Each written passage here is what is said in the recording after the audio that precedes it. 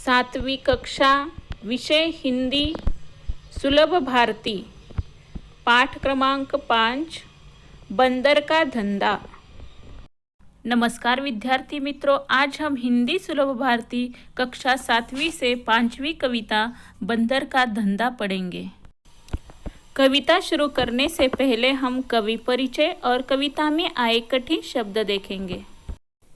इस कविता के कवि हैं नरेंद्र गोयल। इनका जन्म 21 अक्टूबर 1963 पिलखुआ, गाजियाबाद, उत्तर प्रदेश में हुआ है। इनकी प्रमुख रचनाएं हैं गीतमाला, गीत गंगा, गीत सागर, झूला झूले, चींची चिड़िया आदि। नरेंद्र गोयल जी बाल मनोविज्ञान के ज्ञाता माने जाते हैं।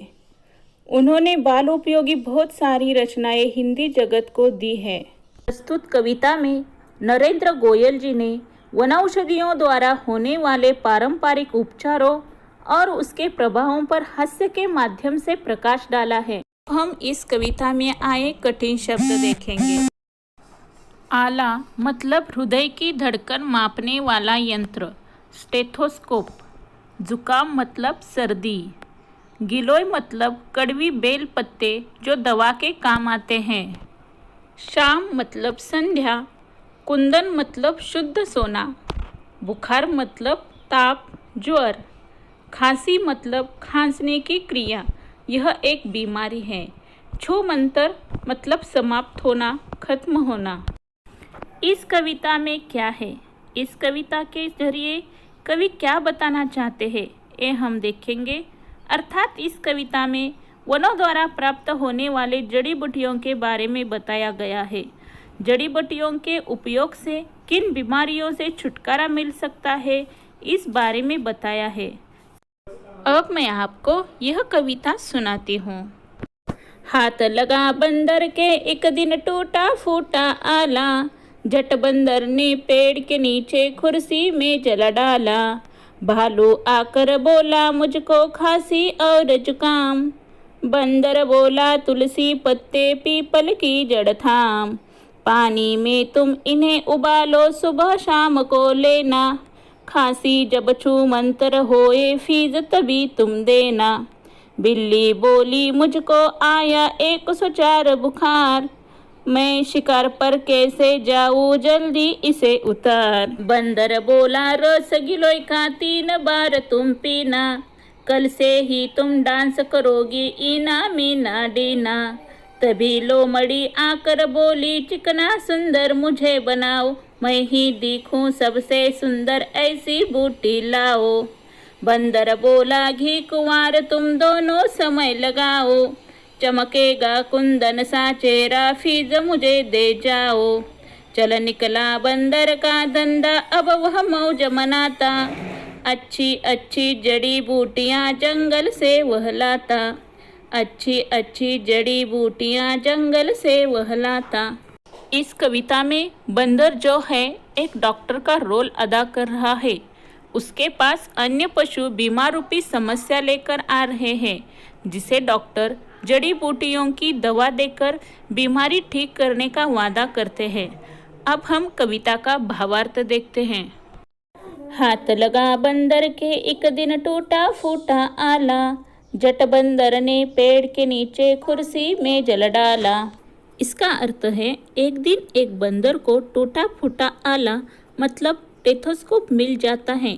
तब बंदर एक पेड़ के नीचे कुर्सी मेज डालकर स्वयं डॉक्टर बन जाता है। भालू आकर बोला मुझको खांसी और जुकाम।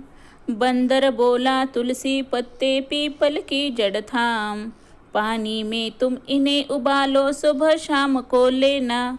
खांसी जब छूमंतर होए फीस तभी तुम देना। यहाँ पर सबसे पहले डॉक्टर बंदर के पास भालू आ जाता है और कहता है मुझे खांसी और जुकाम है। तभी डॉक्टर बंदर बोलते हैं तुम तुलसी के पत्ते और पीपल की जड़ लेकर पानी में उबालो और उसे सुबह शाम ले लो, और जब तुम्हारी खांसी खत्म हो जाएगी तभी तुम मुझे फीस दे देना। क्योंकि यहाँ पर डॉक्टर बंदर को पूरा विश्वास है जब भी इस जड़ी बूटियाँ भालू लेगा तभी उसकी खांसी खत्म हो जाएगी। बिल्ली बोली मुझको आया 104 बुखार, मैं शिकार पर कैसे जाऊं जल्दी इसे उतार।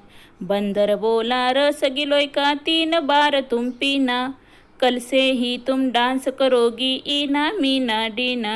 ऐसे ही भालू जाता है, डॉक्टर बंदर के पास बिल्ली आती है और कहती है मुझको 104 बुखार है, मैं शिकार पर कैसे जाऊं, जल्दी से मेरा बुखार उतार दो। तब डॉक्टर बंदर कहते हैं रस गिलोय का तुम 3 बार पीना, कल से ही तुम डांस करोगी ईना मीना डीना, मतलब तुम कल ही ठीक हो जाओगी। यहाँ गिलोय मतलब एक औषधि वनस्पति है।